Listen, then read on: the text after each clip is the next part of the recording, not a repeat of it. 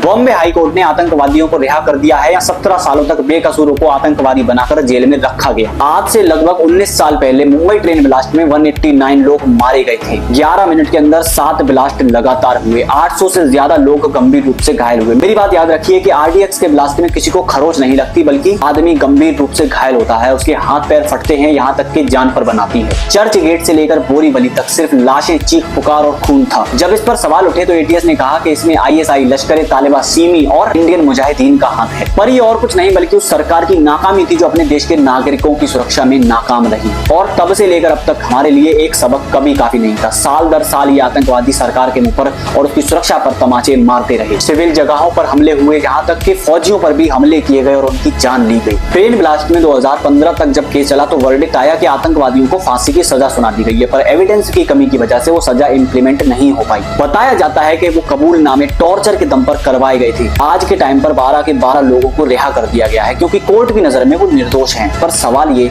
कि अगर वो निर्दोष हैं तो असली आरोपी कहाँ है, असली मास्टरमाइंड कहाँ है? और अगर 19 सालों में नहीं ढूंढ पाए तो क्या अब उनको ढूंढ पाएंगे? और आखिरी सवाल ये कि क्या पहलगाम हमला इस देश का आखिरी आतंकवादी हमला है?